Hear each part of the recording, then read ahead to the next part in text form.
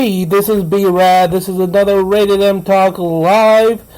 And hope you enjoy our past broadcasts, which we have on demand on Spreaker. And all of our past shows are available on there. Hope you enjoyed our last shows. But we have a guest on the phone, Mike Neuts. How are we doing, Mike? Good, man. How you doing today? Pretty good, pretty good. I know we never met publicly yet in the Portland comedy scene yet, but you've been at it for about a year now in the comedy. Yeah, been about a year. It seems like you and I are constantly just missing each other somehow. Yeah. So how did you get started doing comedy? I mean, I grew up diehard into stand-up. I mean, my dad was playing Bill Cosby and George Carlin Class Clown when I was just a little kid. And I've always been into the stand-up thing. Comedy's always been a big deal for me. Richard Jeni and a lot of people growing up. I always followed, and then I always wanted to try to get into it, and I was never really aware of the scene in me. Like, there was always Bob Marley, Yep. and that seemed to be pretty much it. Yep. So I lived up to the Mid-Coast, up in the Rockland area for close to a decade, and I worked up there and decided to come back down this way. And when I came back down this way, I was like, man, I really want to get into this comedy thing. I really want to try comedy. And I discovered, some of the stuff that's been going on in the Portland scene. So, I went to a few open mics completely alone, unannounced, by myself. Didn't tell anybody I was doing it. Just showed up actually just to watch a few times. And like the third time I went up, it was at Tommaso's Canteen in Portland. Yep. And there were probably like 4 comics signed up that night. It was on on Monday, I believe. Yep. And so I just put my name on the bottom of the list, and the host gets up and he's like, "Yeah, don't know who this is." So he just said my name, and I went up, did a few minutes. Yep. Probably bombed, looking back on it, but what? No, you got the hooks in me definitely. So Yeah, I remember. I've been at it for 7 years, but this before you started, we used to have a place called Slaunches in Portland. Yeah, I've heard of it. Yep. I've heard of the old days. Yeah. Oh yeah, that's where these guys, people that's been doing it for as long as I've or more, has got pretty much. That's the old stomping grounds back in the day. It's Slaunchers that, and then when the Comedy Connection was open, I got the chance to perform there like 2 or 3 times before the Comedy Connection got shut down. No shit, man. Yeah, I used to go there when I was young. I was probably like junior high when I used to go check out like Bob Marley. Yep. Oh, me too. People at the Comedy Connection quite a bit. Yep. And it was always just a thing. I was like, man, I'm gonna be here one day. I'm gonna perform here one day. Yep. It's too little, too late, I guess. But that was always a room I would have loved to have Yep, but there's actually a Comedy Connection down in Rhode Island as well too. Yeah, there is still one kicking around down there, right? Yep. The one in Boston's closed now too, right? I believe. Yep. But I got the privilege of performing there at least a couple of times before they shut down. Sure. Yep. Very cool. So you've been into it for 7 years. Are you originally from Southern? I call you Southern. Southern Maine, from Lyman, Southern Maine area. So. Okay, all right. I've been. So what got you into it? Comedy Connection. Comedy Connection was throwing a competition called the Portland's Funniest Professional back in the day. Sure. And my girlfriend at the time asked me, like, just to sign up for fun, just the hell of it, fun of it. Well, 7 years later, There you go. So what are we talking, like 2009, 2010? 2010, yep. Nice, right on. It's awesome. But yeah, the Portland Funniest Professional, that was like the key competition around here to get into when the Comedy Connection was open.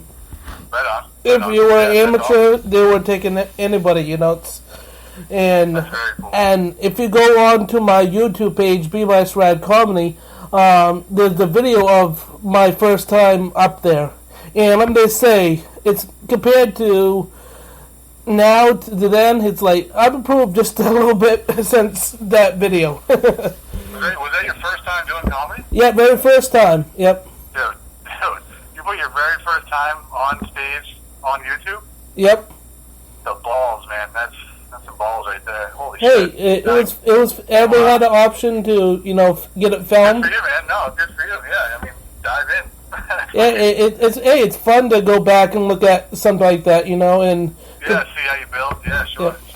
Oh yeah, I got a lot of my open mics from Slancha up there, and my B-Rad comedy Blowout DVD is up on YouTube, which was filmed with Paul Hunt and Brian Bringer.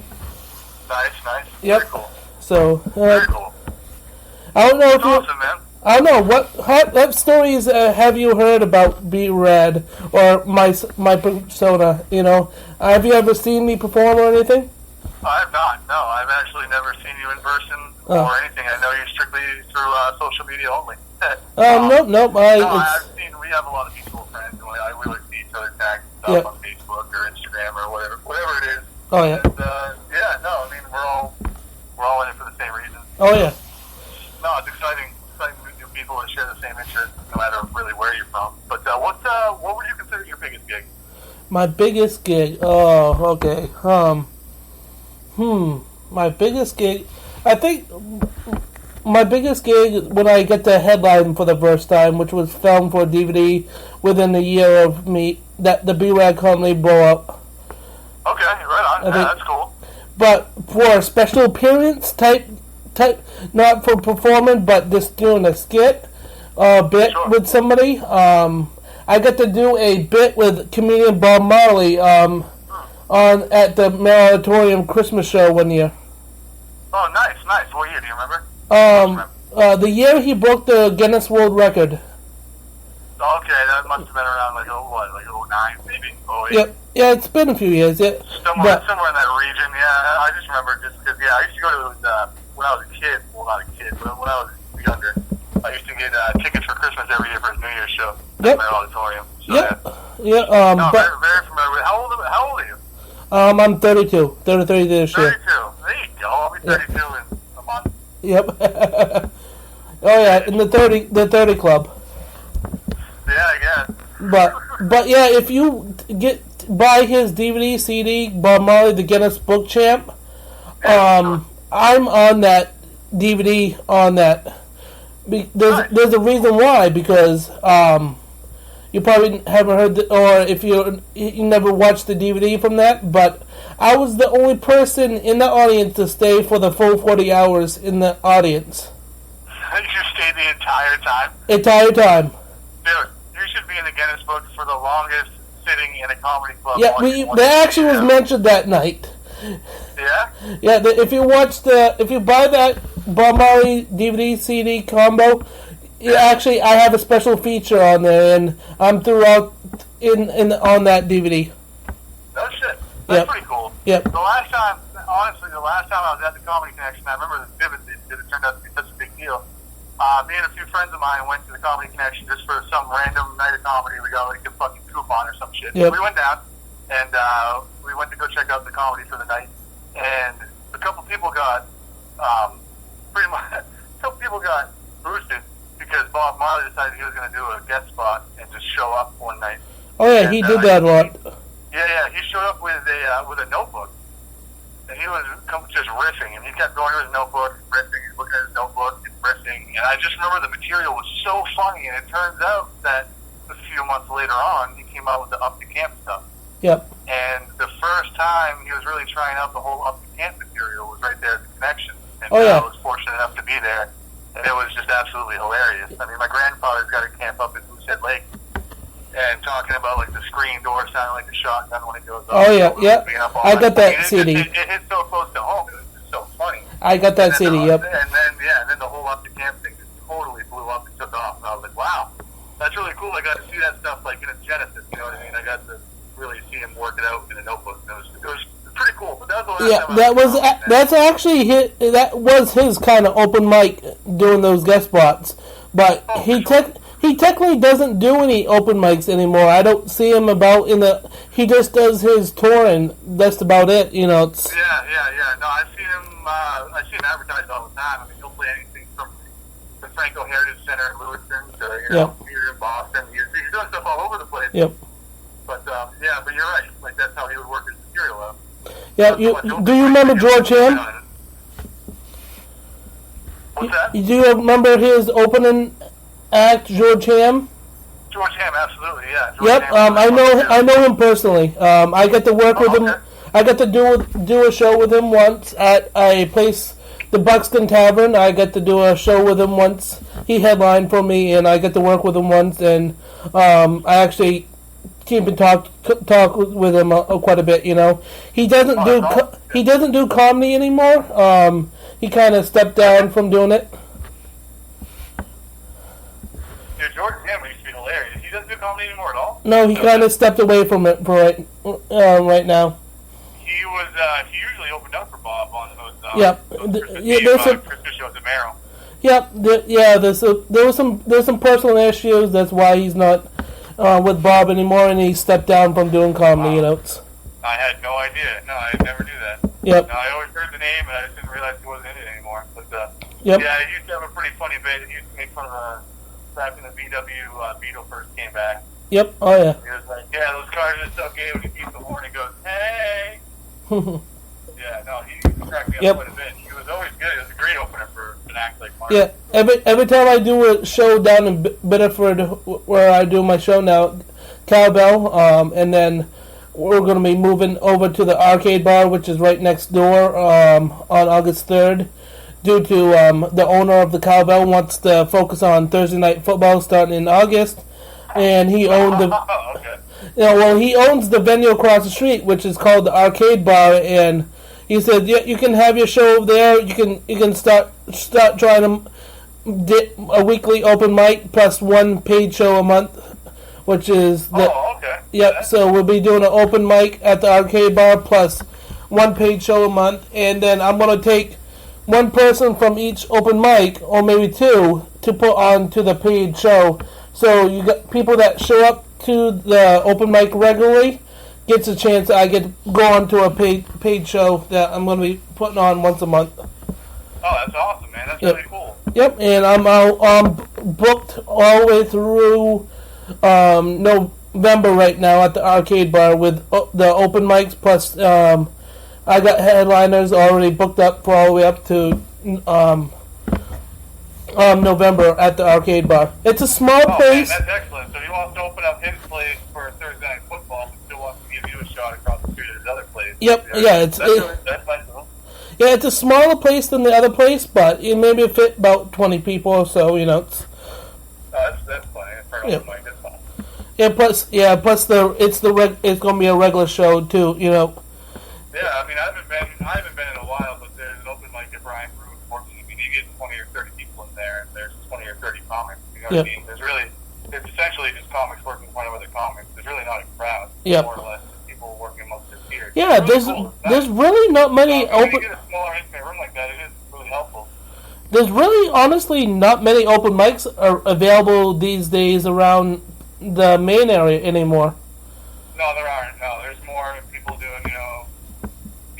there's not as many. There's a lot more showcases and, stuff's getting a little more. That's why I'm trying to. Which is good, it's great, but there does still need to be a place for people to work out material. People trying it out to come up and, shake the cobwebs off and try to overcome their fear a little bit. Yep, and that's what I'm trying to bring back, a weekly open mic that people can come out to in Biddeford, Maine, Yeah, that's awesome. That's cool. Yeah, no, I'll be there on August 3rd for sure. Oh, yeah, and then our first showcase, which is first paid show, which was August 14th. Oh, wait, no, I get that. No, August 17th. Yeah, that's right, yep. We have Dennis Fogg and Phobe Angel and Billy Jack hosting that night. Oh, nice. Great guys. I just did a podcast with Dennis Fogg 2 days ago with Dean Stewart over at the Portland Famous podcast. Yeah. Yep. No, But that's awesome. So That's a good lineup.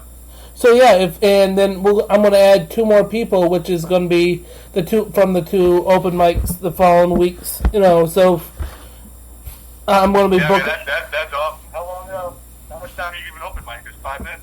5-10 minutes usually. Depends on what the crowd is for the night. Right. So yeah, you'll light them at 5. Yep. Oh yeah. Usually, I'm a type of producer that don't like people, I have them know their own time, and they. Okay. Yeah. I know what you mean. And sometimes I do have a light, but but honestly, I just let the comic keep track of their time. It's. Yeah. No, and that's cool to do until it gets to a point where they're abusing it. You can definitely tell when they are. Oh yeah. Yep. I've seen people get a light in 3 minutes and go 5. Oh yeah. And I've seen people get a light at 5 and go 7. You know what I mean? Yep. It's just a small guideline. Just keep the pace moving and let everybody get up there and go do it. Oh yeah. No, if people are just doing it and they're genuinely in the middle of something, that's one thing. But if you're abusing the time, that kind of ruins it for everybody. Yeah. Also, this podcast I've been doing, Rated M Talk Live. I've been doing this for 6 years, but I didn't. This podcast for years and went for 6 years. Yep. Wow. Well, and it's available where? Where do I listen to this? Well, if you want to listen to the very originals, go to blogtalkradio.com/Rated M Talk Live. But now it's available on the Spreaker. Have you ever heard of the Spreaker app? The what app? Spreaker. Spreaker. Spreaker. Spreaker. No, I haven't. Yep, that's where I would find it. Yep, that's where the newer ones are. But I started off. How often do you do these? Once a week? I try to put one out every Tuesday. Every Tuesday one goes out. Like last week's was last week's was the one we recorded right at the bar right after the last show we did. I try to do a podcast right after the show every night. I do a show, gather the comics around. Awesome. That's the best time to do one. Oh yeah, and I call it the bar round table. Nice. Yep. Nice. That's good. That's cool. And this one right here, this one is, but yeah, every Tuesday a new one goes out. So I also record the show as well too. So the show goes up as on the podcast network too. Oh, nice. Excellent. So if cool. And then if you do the open mics, those open mics as well too is going to be up on. So if you have a set you want to listen back to, everything, all my shows that are under Rated M Talk Live are going to be available on the Spreaker app. Man, that's pretty sweet. Yeah, I have difficulty remembering. I know that one thing I try to get into at open mics, and actually back in last June, almost exactly a year ago, I saw Silver in Portland, and I had an opportunity to meet him afterwards outside the Civic Center, and he got to talk to me for like 10 or 15 minutes, which was just awesome. Yep. But I asked him, I was like, do you have any sort of advice you'd like to give somebody who wants to get into this? And he was like, listen, find as many open mics as you can and always record your stuff. Oh, yep. So the first few times I went up there, I just hit record on my phone and put it in my pocket and just recorded. But like after like the third or fourth time, I completely spaced, and I haven't recorded myself for a long time. So yeah, the fact that you offer that's pretty cool, because I mean, a lot of open micers when they're in the moment, it's almost like I don't know, it's almost like a fist fight. You know what I mean? Oh yeah.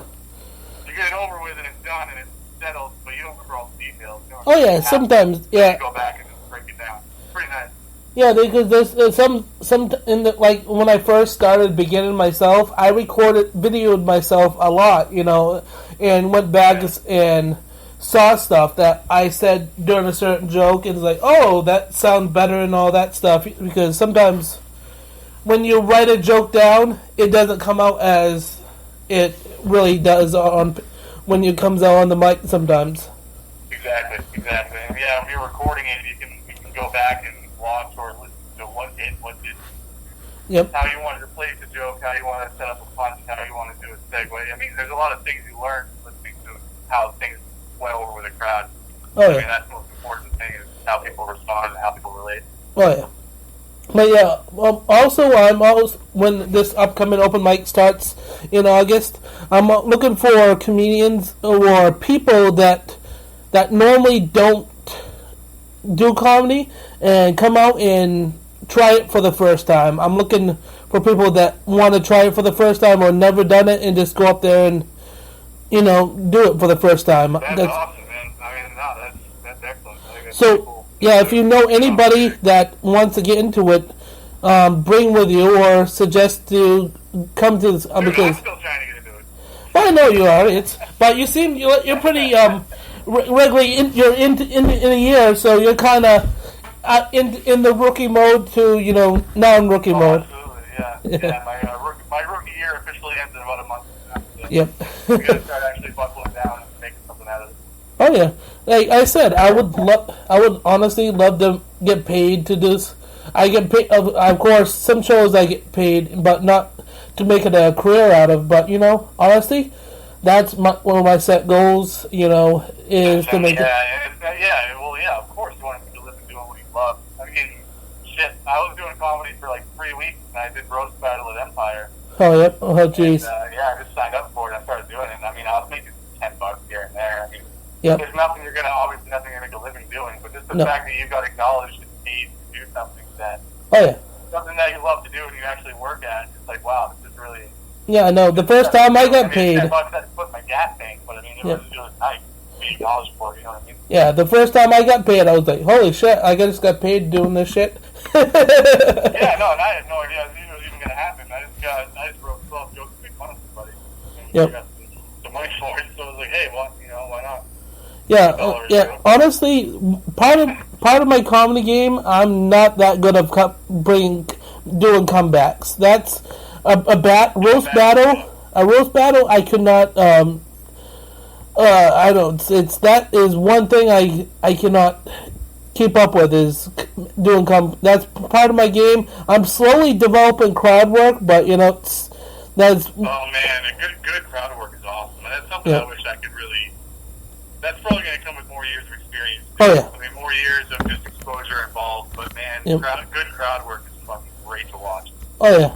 I mean, you watch a guy who's good with a crowd, it's so much fun. But, no, definitely. And it's not so much comebacks, really. The roast battle, I mean, this is a good setup. I mean, I'm doing roast battle for the Portland Comedy Festival with Brian Gorman. And basically, we've got till July 9th to write 18 jokes. Just making fun of each other. Yeah. So I've got till now until then to come up with that, and he has till now until then to do that. But it's not necessarily like he said something about my hat, so I say something about his shoes. You know what I mean? It's not like a comeback directly on the joke he just made about me. Yeah. It's just a joke about him. Yeah. So it's not necessarily comeback material. It's just having or knowing somebody well enough. Yeah, exactly. With the material for it. The very first time I ever did it, I had to go up against somebody. I won't mention their name. But it was our first battle comedy thing, and they were trying to get it off the ground over at Empire. And everybody had, their matches, and I had my jokes written for my opponent, and my opponent decided the last second that they weren't going to show up. So I had all these jokes written, and Ian gets in touch with me, and hey, so sorry to break it to you, but your opponent isn't coming tonight. And I was like, oh, you're killing me, because I spent like 3 weeks, you know what I mean, just preparing myself mentally and writing jokes, and being like, I'm going to be on a stage with a microphone in front of people, making fun of someone I hardly know. So I'm all nervous and everything. And he offers it up. He goes, well, why don't you just come up? It'd be really funny. I'm gonna report it. It's going to be on funnyordie.com. I think it'd be really funny if you just went up and told your joke about this person with no one standing there. Yeah. And I was like, hey, man, whatever. I'm doing it. So I showed up and I went up, and it was like Mike Neuts broke the ghost. So I went up and I was talking about this person, and I just had like 15 or 18 jokes I was saying about this individual, and it was just great. I mean, people that knew who it was were floored. They thought it was great, but it was difficult for people who didn't know who it was, because they were like, I feel like I have to know this person to understand half the things you're saying. And I was like, yeah, no, it totally makes sense that you don't understand. But it was just so much fun to be able to get up there and it's a good joke writing exercise, the roast thing. That's why I enjoy it so much. Oh, yeah. It is. But, I'm really looking forward to it. And I hope to see you in Portland at least that weekend. Oh, I'll try to get out, Part of it, but just going to check it out and see what's going on. I'll try to get out. My day job, my job that pays the bills sometimes interferes of me getting out at night times, Dude, I hear that. I work at 5:30 in the morning. Yeah, I work 3 to 11 most of the time. 3 to 11? Oh, yeah, 3 to 11 at night. No, at night. Oh, 3 p.m. to 11 at night. Okay. Yeah. So that makes it hard to do the night stuff unless this is how unless I'm booked knowing weeks in advance I could request the day off, then get the night off.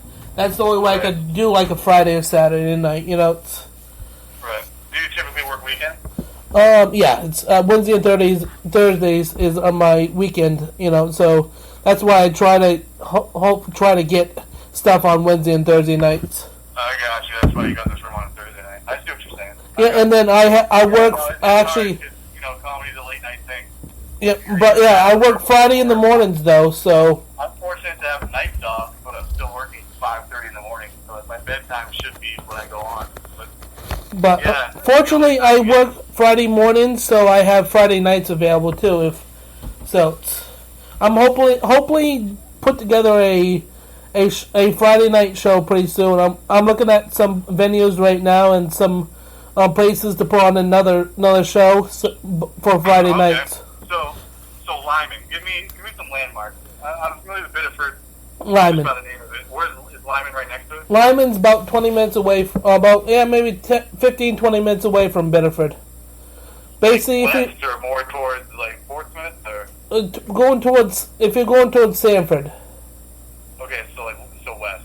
So yeah. So you're going towards Freiburg. Yeah, yep. You headed towards that way. I got you. All right. Yep. If you know the Goodwin notes. You focus on. I mean, obviously it makes sense, but you focus on rooms around there. Yep.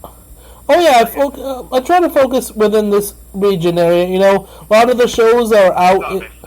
A lot of the shows are out near the Portland area now, so I'm trying to bring the comedy out towards this way. No, I don't blame you at all. I mean, that's just where things are in general. You know what I mean? That's just where people are. Yep. And you're gonna go where the demand is.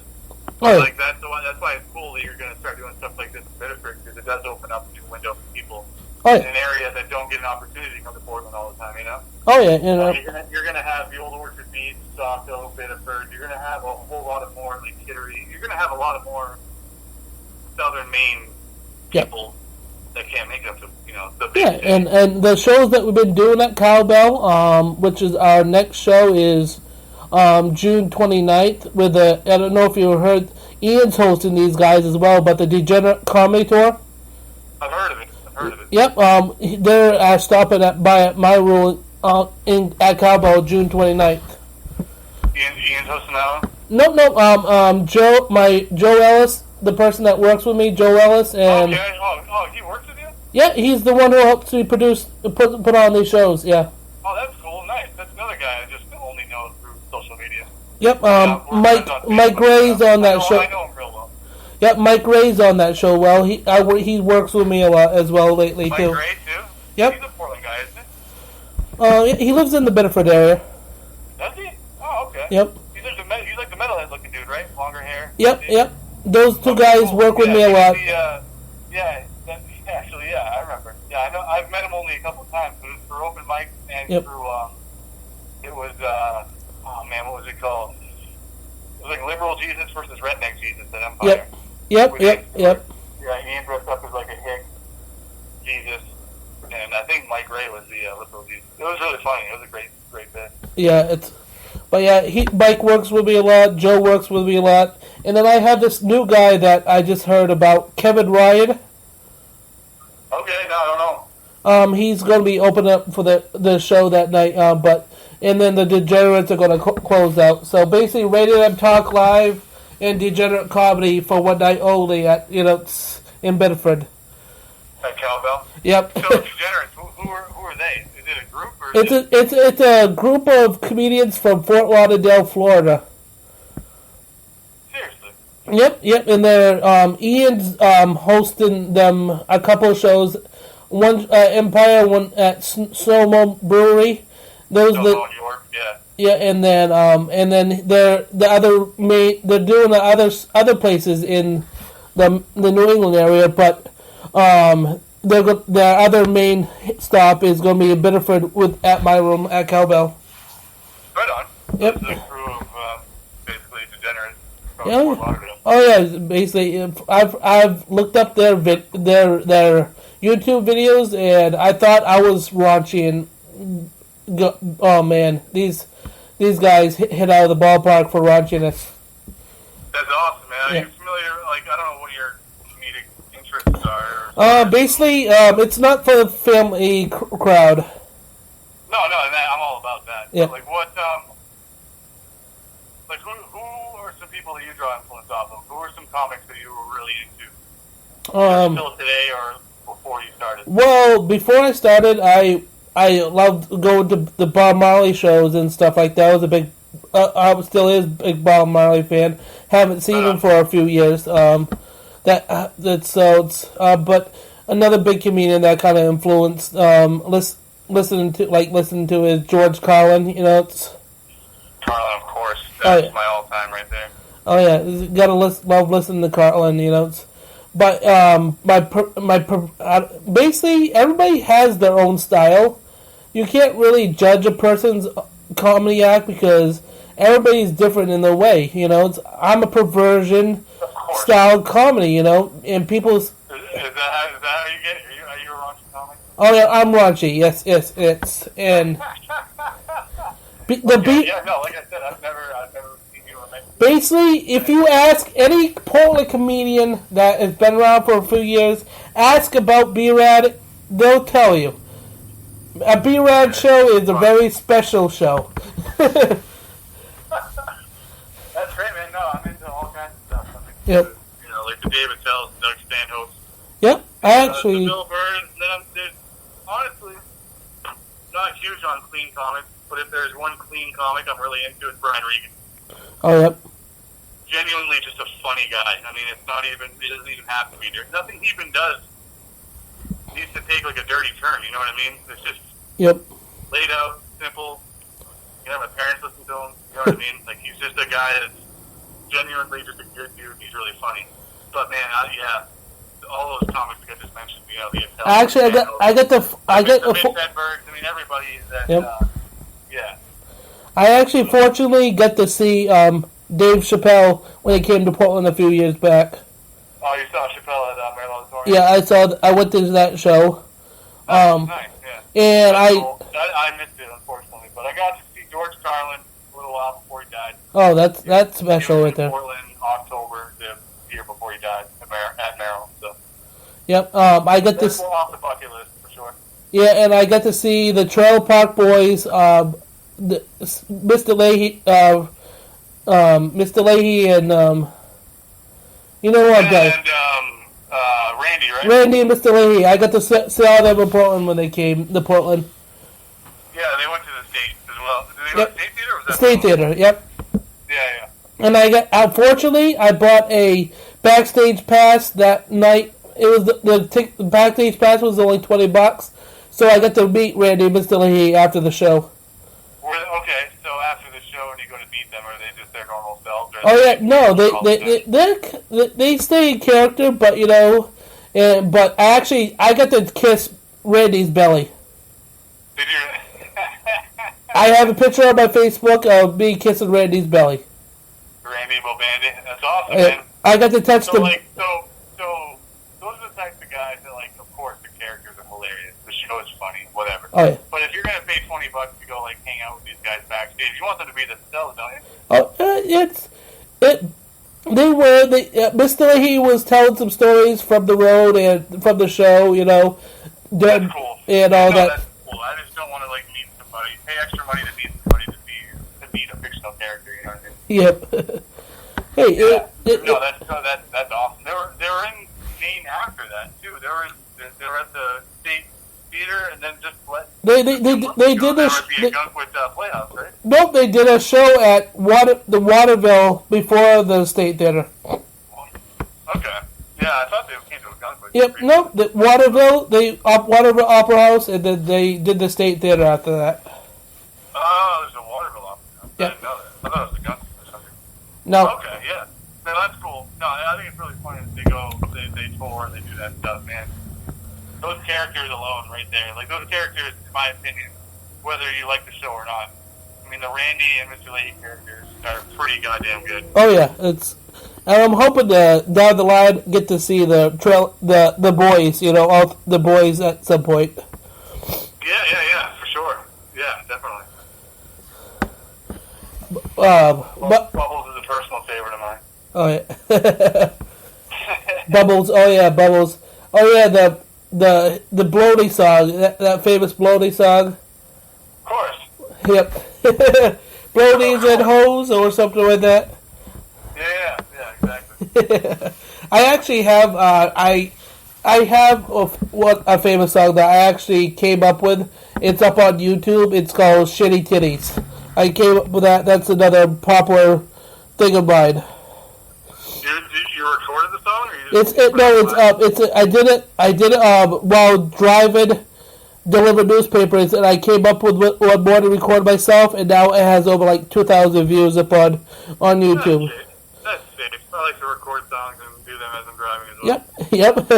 But yeah, I actually have my own T-shirt now that says "I Heart Shitty Titties" from that song. You have your own merch, do you? Yeah, I have my own T-shirt called "I Heart Shitty Titties." Really? Yep. You sell the shows? Yeah, I try to bring them out to the shows. You know, it's I've been given my first 20 T-shirts I printed out mostly out for free. You know, it was like cool. It's my own T-shirt here. Have one. Sure, why not? Yeah, Yep. Gotcha. Is there a B-Rad.com, or is it everything just Facebook now? Right now just Facebook. Hey, that shit costs money. The building your website. No, website domains do cost money. That's why I was curious. No, not yet. I know a lot of things. It's frustrating, man. You go to look for something and you go to try to find a website. Go to a Facebook page. Yeah, at some point I do want to get a website up, which I use B-Rad Comedy as my social media. Right. So I'll probably use that as the .com at some point. You know. Yeah. Are you a married fella? Do you have kids? Nope, I'm single. There you go. I didn't know if you had like a personal assistant that could help with the website too. No. I could never get a website together. No. I don't have the patience for it, as tolerance. I really don't. I wouldn't be able to do it myself. I've had way too many crazy bitches in my life. Yeah, well, you know. Well, it'll happen. Yep, way too many crazy bitches, Regan. There's some You jokes out of that, I tell you that for sure. got some material out of it. Oh yeah, plenty. Well, Yeah, that I tell her. well, they can't be too crazy because if you got material out of it, I mean, they didn't do anything. Yeah, there's some good out of it, you know. Didn't break any restraining orders. No restraining orders. That's good. Yeah. They're not too crazy then. Nope. I mean, they're crazy, but they're not to the point where they're gonna, press charges. Yeah, but crazy enough. But crazy enough. I gotcha. I get it. Oh yeah. Absolutely. But yeah. Are you a sports guy? Oh, I'm a sports guy. I'm a Red Sox fan. Are you? Yeah, you'll be glad to know that they're getting smoked right now. 7-1.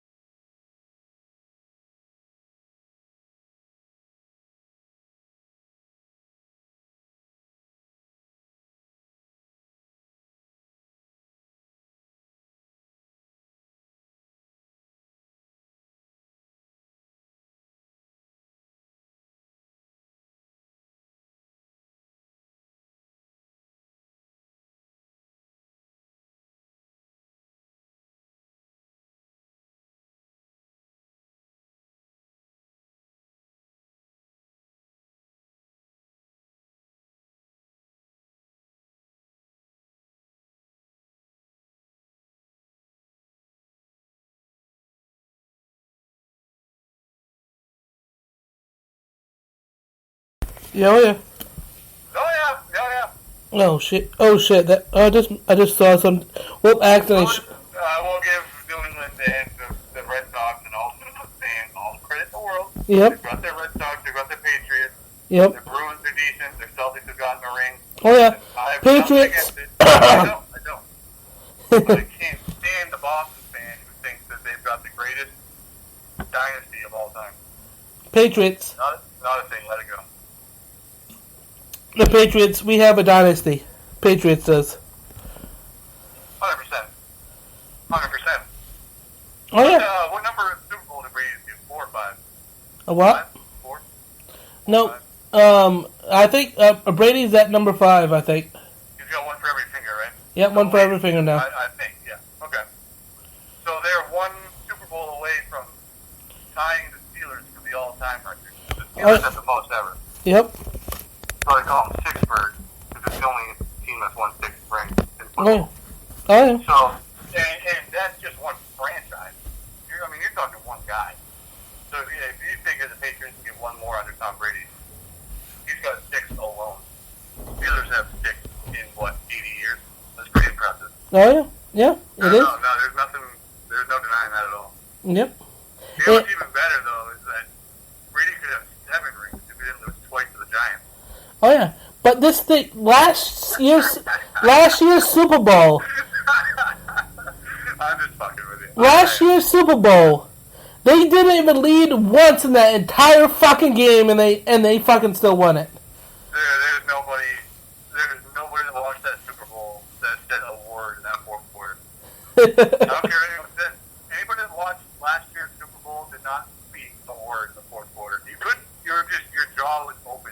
You didn't know you were lost. It was. You had no idea what was happening. You had no idea. You're like, wait, this could happen. This could be a thing. This is happening. Is this happening? Holy Yes. shit, we're going into overtime. Yep. This is going into overtime. Holy shit, we won the coin toss. Holy shit, we're going down the field. You couldn't say anything. Yeah, it was unreal. It was unbelievable. The people that went to bed early that night. Dude, I went to a Super Bowl party with my girlfriend, okay? We went to a friend's house. Yep. And we were watching the Super Bowl. As we were blown out, of course. First 3 quarters. My girlfriend's best friend goes to bed. It's like halfway through the fourth quarter. She's hammered. We're all hammered. But she decides she's going to go to sleep, okay? Yep. She goes to bed. We're down within 2 minutes to the final of the game. We're like, holy shit, this is happening. This is happening. You got to wake her up and let her know this is happening. She's helping host the Super Bowl party. Yep. So my girlfriend goes up, tries to wake her up. She won't get up. She's exhausted. She's hammered. She's not getting up for anything. It goes into overtime. It's like, no, listen, you have to go wake her up. And her husband was down with us. And he's like, oh my god, I can't believe this is happening. It's going to overtime. There's never been a Super Bowl in overtime, ever. So he's like, I'm going to go wake her up. And he goes upstairs and comes back down. He's like, I don't know, she's not waking up. She doesn't want to get up. And we watched all of this happen. And yeah, the next day she was eating crow the whole time. She was hungover, and she missed the greatest comeback of all time. She did, yeah. She did. She threatened my girlfriend's life. She goes, if you try to wake me up right now, because we did, and she thought we were fucking with it. There were a lot of people that went to bed early or left Super Bowl parties early. That is probably one of the greatest games that are ever going to get played. Yeah. And you know what's funny? The funny thing about that is, a couple weeks earlier, when the Cowboys beat the Packers in the fourth quarter, it was like the NFC conference, whatever it was. My girlfriend and I were at a restaurant, we were watching the game, and it went into right down to the final minute. Yep. It was like this super intense game, it came right down to the end of regulation, and the Cowboys had won as time expired, they won. Yep. And it was like this super exciting thing, people were freaking out, it was so great. And she's like, she's not a football fan, so she's like, oh wow, I think I can really get into this. So I was like, listen, not every game is this exciting. This was a big deal. No, it's not. This happened, so don't get used to this all the time. What happens next? The next game she watches is the Super Bowl. Yep. So this game's going on, this comeback's happening. She's bored out of her goddamn mind the first 40 minutes of the game. Like everyone. So we're all just eating nachos, drinking beer, just watching the game. All of a sudden this comeback happens, and it's the end of the game, this whole thing's happening, there's 30 of us losing our fucking minds. And she's like, I think I can really get into this. This football thing's pretty great. I think I can watch this. Like, no, you don't understand. You just watched two of like the best football games ever played in the last 3 weeks. Like, you don't try watching Week 4 when the Patriots play the Cleveland Browns.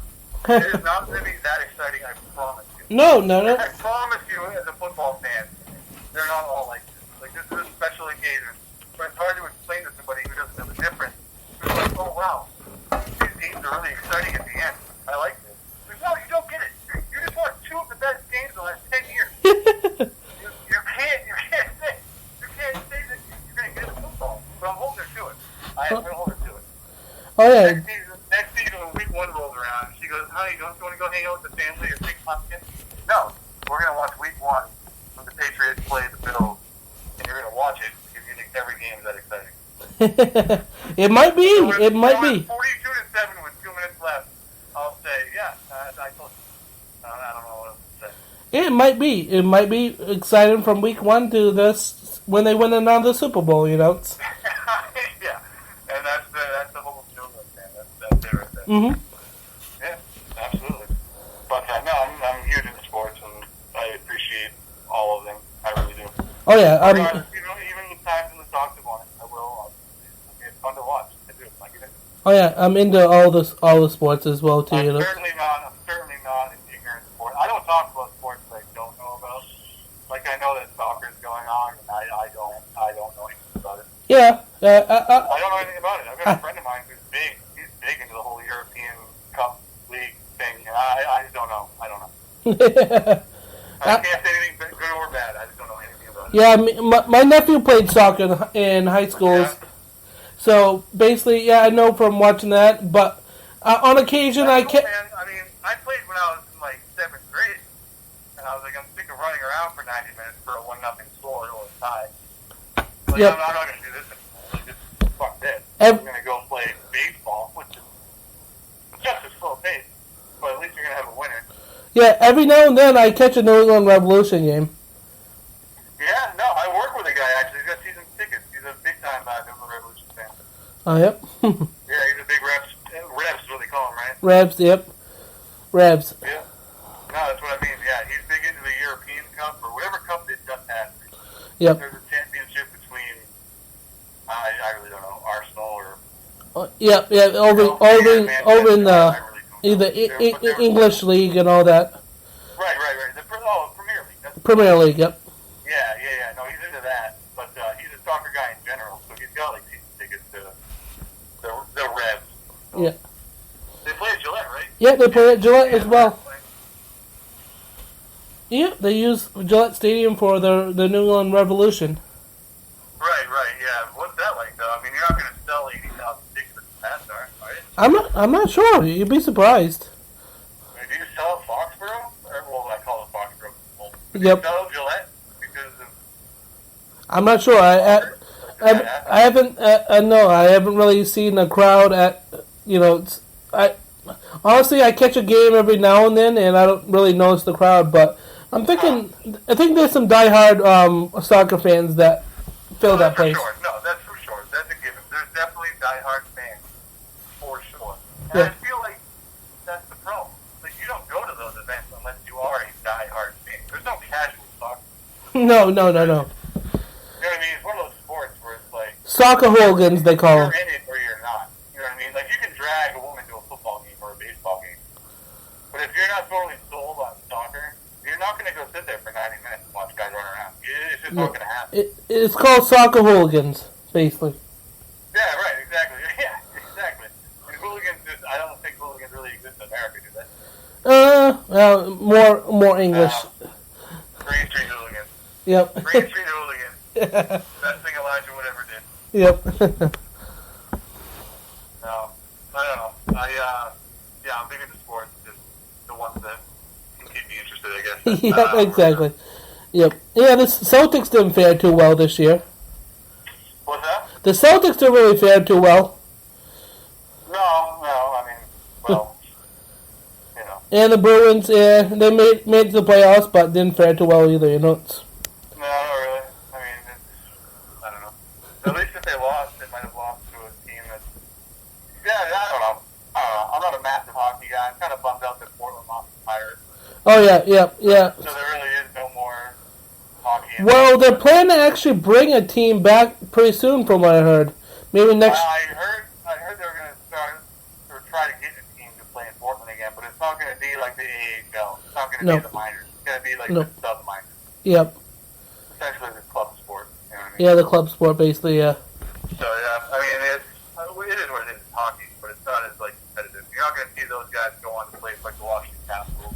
Exactly. Oh, I remember back in the day. You remember the Jim Carrey years? Remember those guys back in the Portland? Jim Carrey. Absolutely. The late '90s, early 2000s, when the Pirates were like Calder Cup champions. They were good. Yeah. No, they won their inaugural season as Calder Cup champions. Yeah, back in what was it, 93. 95? Yeah. 93. I had the pennant when I was a kid. I had the little thing in my room. Yeah, I Yep. don't remember what year it was, but it was around. Yeah, it was their inaugural season. Yeah. Yep. First time there. Yeah, exactly. I used to go to games before that when they were the Maine Mariners. Yep, me too. When I was a real little kid, I was probably like 6, 7 years old. Oh yeah, I remember the Maine Mariners. Yep. I got a Maine Mariners hockey puck, actually. There you go. Yeah, they have the same colors and uniforms as the Flyers. Yeah. Yep, they're the Flyers franchise. Philadelphia Flyers, like colors and uniforms, but they're the Maine Mariners. Yep. I think they still might have banners in the Civic Center. Oh yeah, they still got the Pirates and Maine Mariners banners when they won the Calder Cups. Oh yeah, that's right. Oh yeah, good old Maine sports. Yeah, good old Maine sports. But hey, you look at the Red Sox back in the late '90s. You look at the Florida Marlins. There's a lot of former Sea Dogs that came out of there. Oh yeah, I know. I've witnessed. You can name a long list of people who came out of Portland and went on that great career. Oh yeah, I've seen most of them. I actually got to meet a few of them myself. You know. Yeah. Yeah, I met Hanley Ramirez when he was in Portland. That's right. People forget that. Yep, well, because he got traded. He played for the Marlins for a while. Yeah, he did. He came up for the Red Sox, went to the Marlins. But who did we get in that trade? Josh Beckett. Yes, and we wouldn't have a World Series without Josh Beckett. Absolutely. And did you know Josh Beckett was a Florida Marlin? Yeah, and he was a Sea Dog as well too. Yep.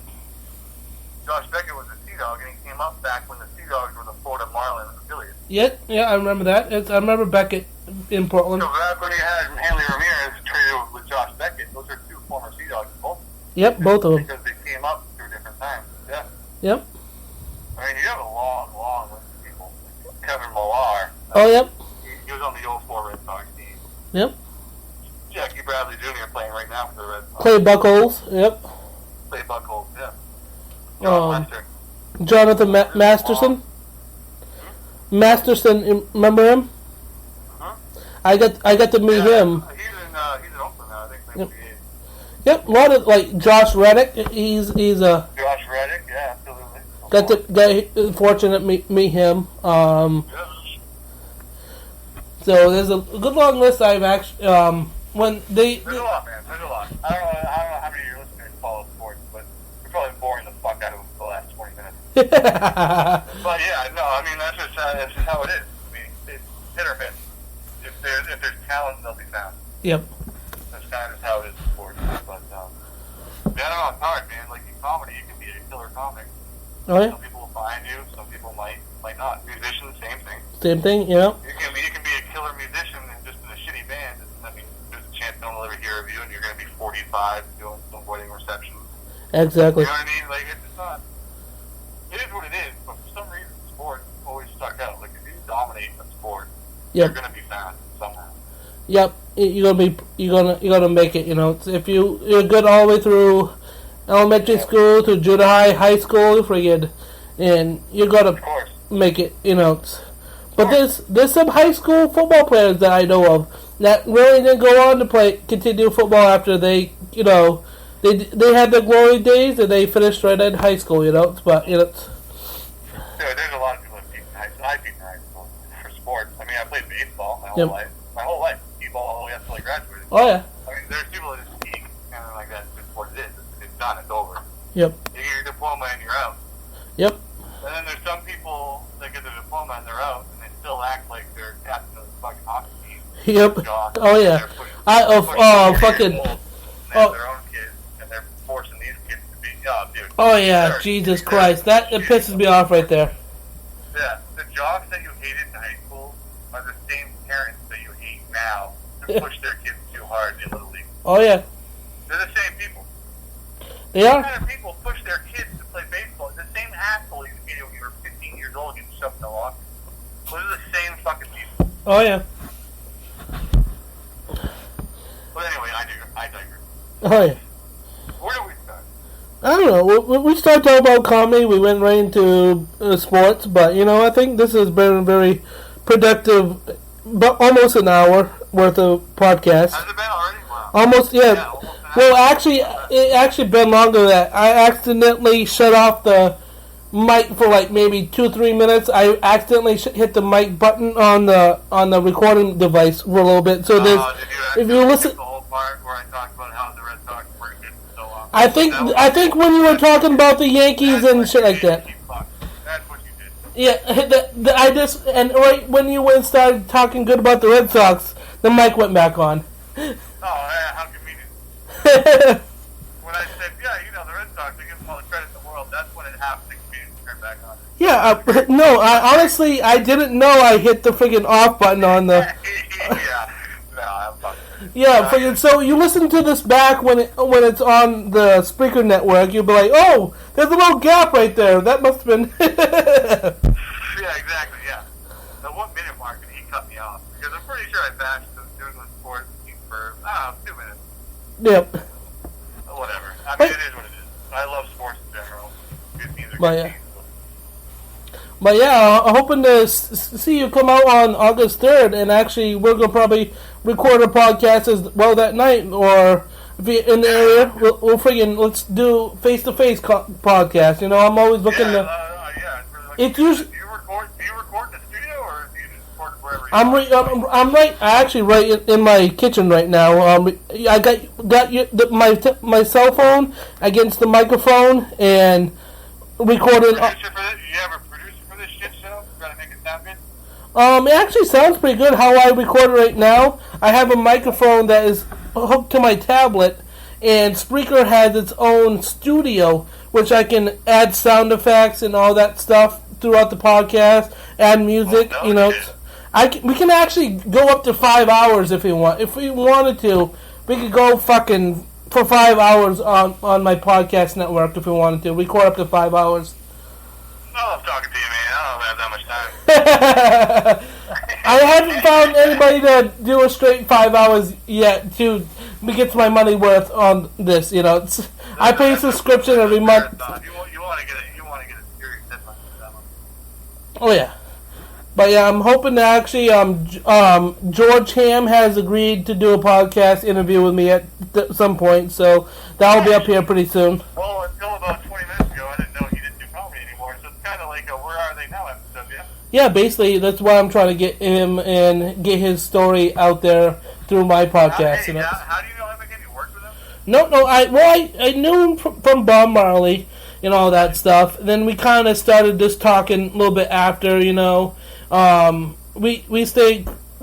talk on Facebook, and then I see him on occasion, and he lives right near where I do my show every week. Dude, don't give away where he lives. I mean, yeah, he's a local guy though, right? He's a main. Oh yeah, yep, he is. But I talk to him very frequently. I got to know him. That's awesome. I got to know him from away from the stage. His. Right.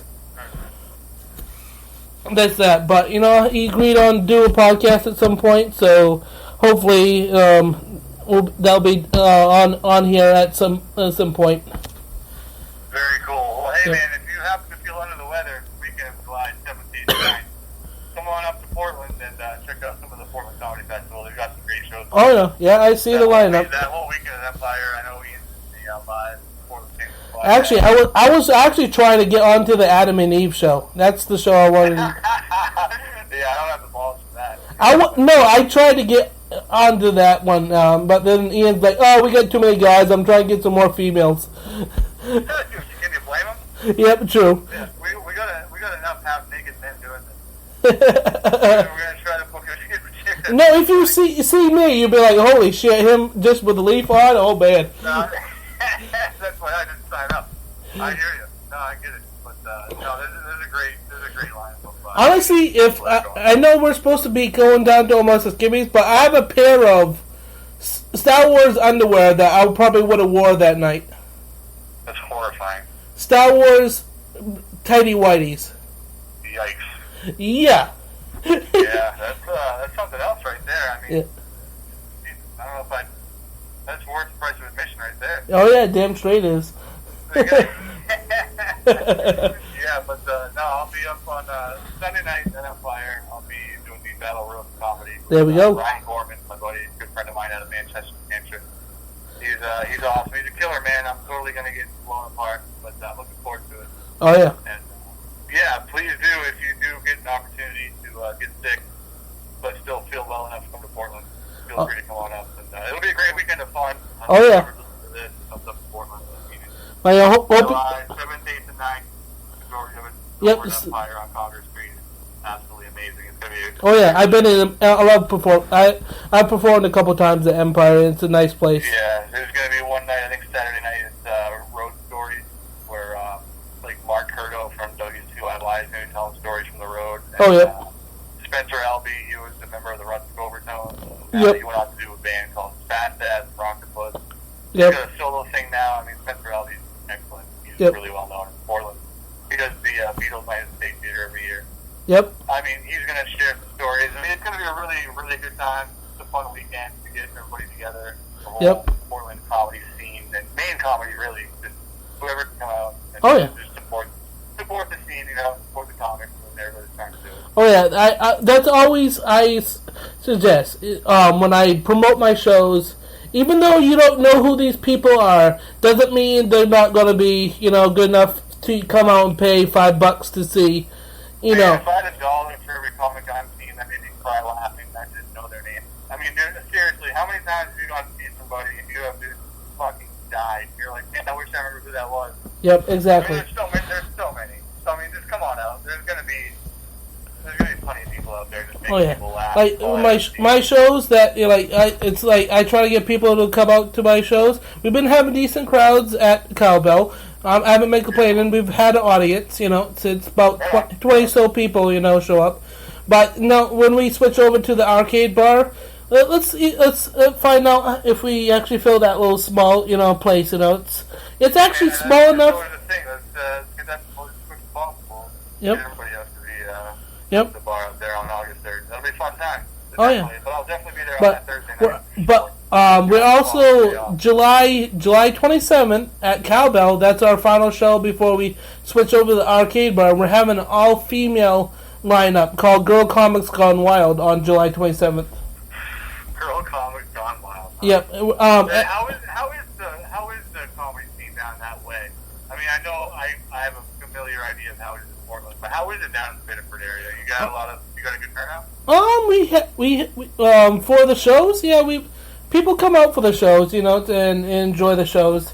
We have Biddeford crowds sometimes a little rough. We had a room before Cowbell in Biddeford that was more rougher than Cowbell. They call it the dump of Biddeford, from what I just found out after. And we did shows there, and we were putting on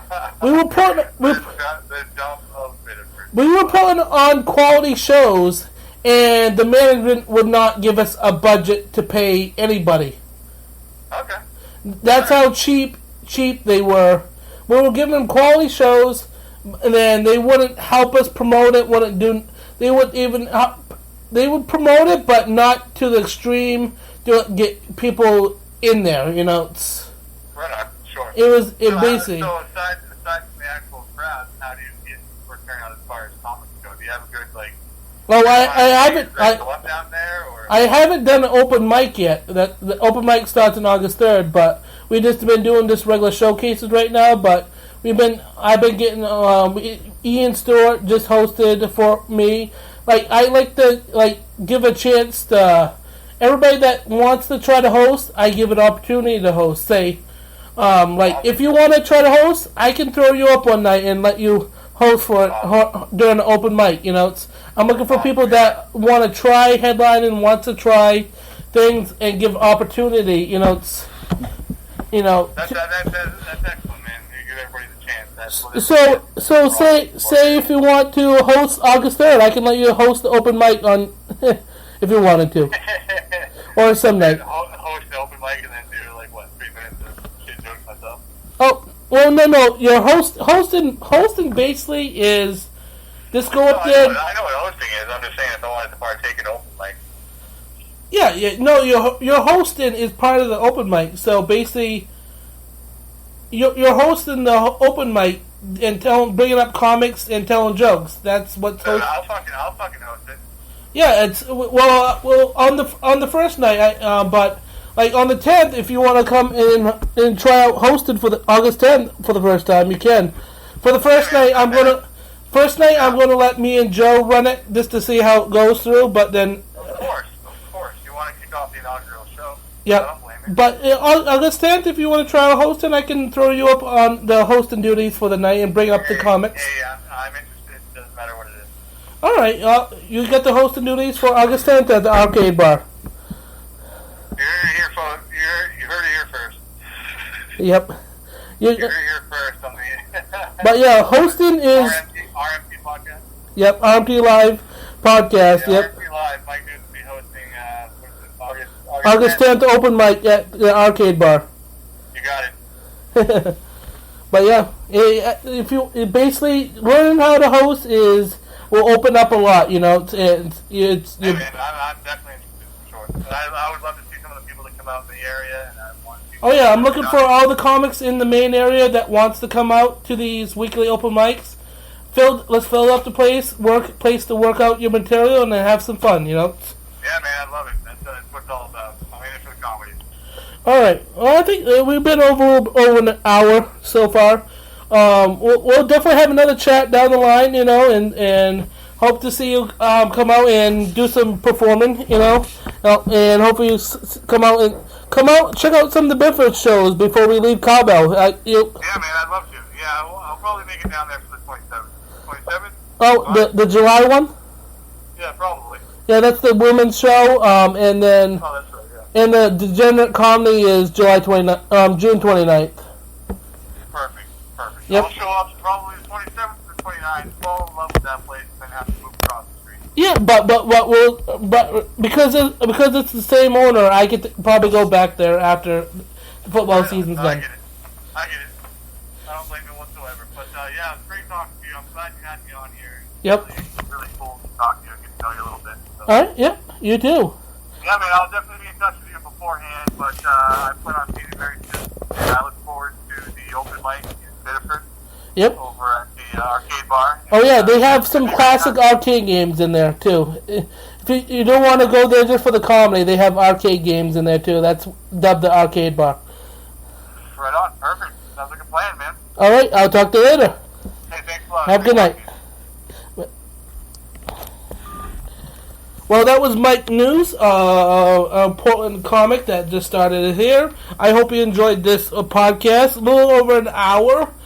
Sorry for the little in-betweeny pause that I did shut the mic off. But this has been another Rated M Talk Live. I hope you come out to our next show in Biddeford, Maine at the Cowbell Burger Bar in Biddeford, Maine for the Degenerate Comedy. We'll have them coming up on June 29th, July 27th. We have the Girl Comics Gone Wild. Elena Fondon is headlining. We have Cynthia Brown featuring Allie Simpson hosting, and a bunch of other female comics that night. So I hope you all come out and enjoy. And if you ever want to try out comedy, starting August 3rd, you'll be able to come out to our open mic at the arcade bar across the street in Main Street, Biddeford. So you have a good night, and thank you very much.